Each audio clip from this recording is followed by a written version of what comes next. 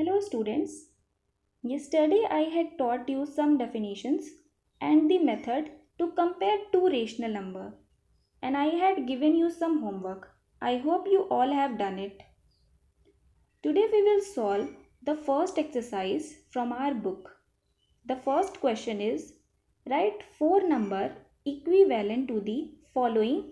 First one is 2 by 9.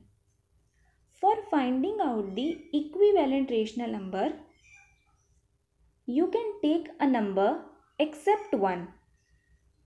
Like except 1 you can take a number 2, 3, 4, 5 and so on, or 9, 10, 11, 12 and so on. Why we are not taking 1, I will tell you the reason later. Suppose you are considering a number 2 for finding out the first equivalent rational number. So if you are taking a number 2, you have to multiply this 2 in the numerator and in the denominator. So the first equivalent rational number, if you are taking 2, you have to multiply it in the numerator and in the denominator. So 2 into 2 in the numerator gives you 4 and 9 into 2 in the denominator gives you 18. In place of 2, you can consider 3 also. But after 1, 2 is the least number. That's why I am considering 2. So, 4 by 18 is the first equivalent rational number. For the second equivalent rational number, I am considering 3.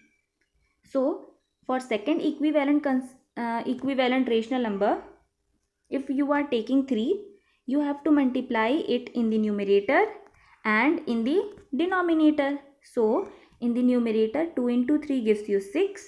In the denominator 9 into 3 gives you 27. That means 6 by 27 is the second equivalent rational number. For the third equivalent rational number, I am taking 4. So, the third equivalent rational number will be 2 into 4, 8. 9 into 4, 36. Means 8 by 36 is the third equivalent rational number. For fourth equivalent rational number, I am taking 5. So 2 into 5 gives you 10 and 9 into 5 gives you 45. So these all are the equivalent rational number of 2 by 9.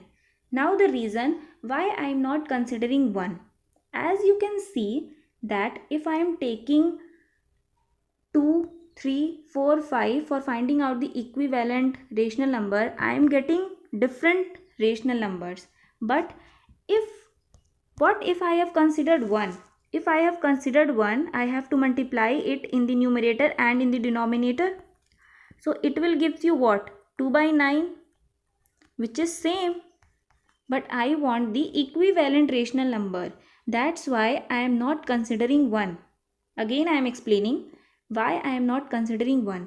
If I will consider 1, I have to multiply this 1 in the numerator and in the denominator.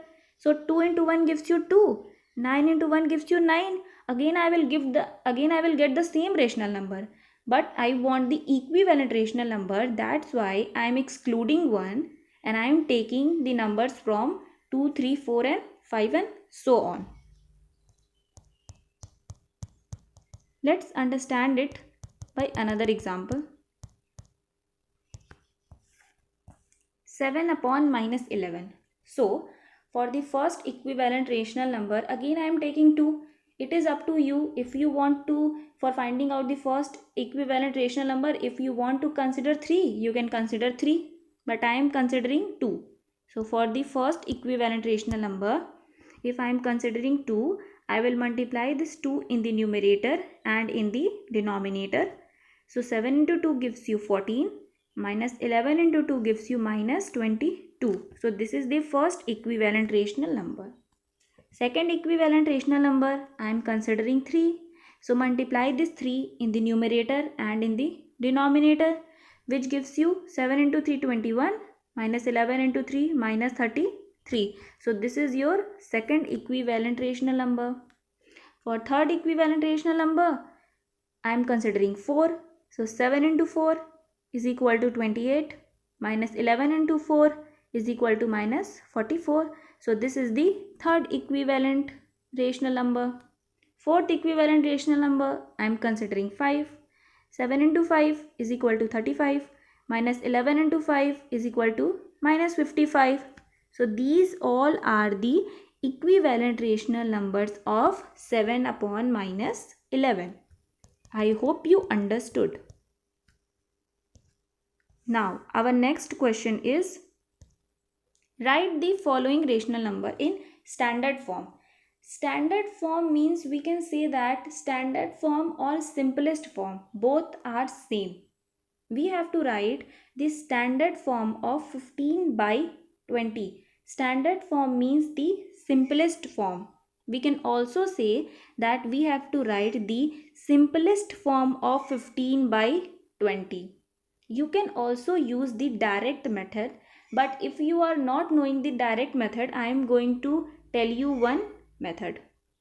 So, for writing it in the simplest form or in the standard form, we have to find out the HCF of 15 and 20.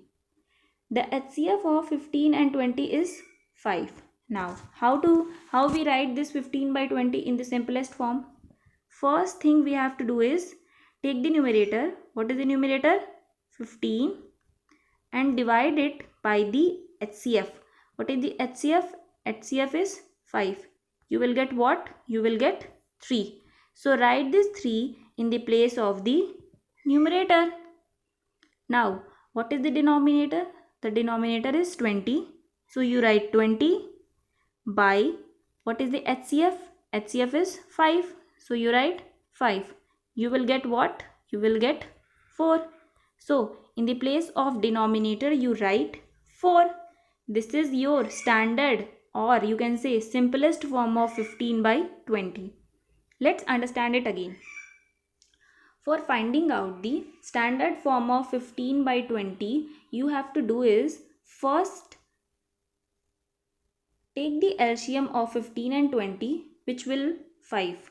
Now, for numerator, you do 15 by the HCF. The HCF is 5. This will gives you 3. So, in the place of the numerator, you write 3. Now, what is the denominator? The denominator is 20. So, you do 20 divide by the HCF. What is the HCF? HCF is 5. This will gives you 4. So, in the place of the denominator, you write 4. That means this 3 by 4 is the standard form of 15 by 20. You can use the direct method also if you are knowing. Let's take another question. Minus 87 by 156. So, first find out the HCF of 87 and 156. No need to take the minus sign. So, the HCF will be 3. Now, what is the numerator? Numerator is 87. So, 87 by the HCF. What is the HCF? HCF is 3 by 3. This will gives you 29. So, in the place of the numerator, you write 29. The negative sign will be as it is. Now, what is the denominator? Denominator is 156. 156 by the HCF. HCF is 3. This will gives you 52. So, in the place of the denominator, you write 52. That means the standard form of minus 87 divided by 156 is minus 29 divided by 52.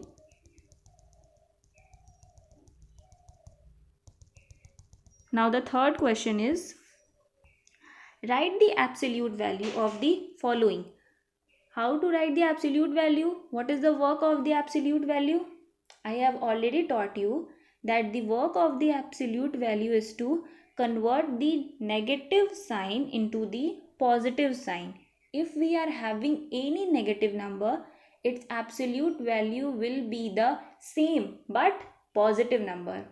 And if we are having a positive rational number, its absolute value will be positive number only. So the first question is 17 by 24. What will be the absolute value of 17 by 24? 17 by 24 is a positive number. So its absolute value will also be a positive number.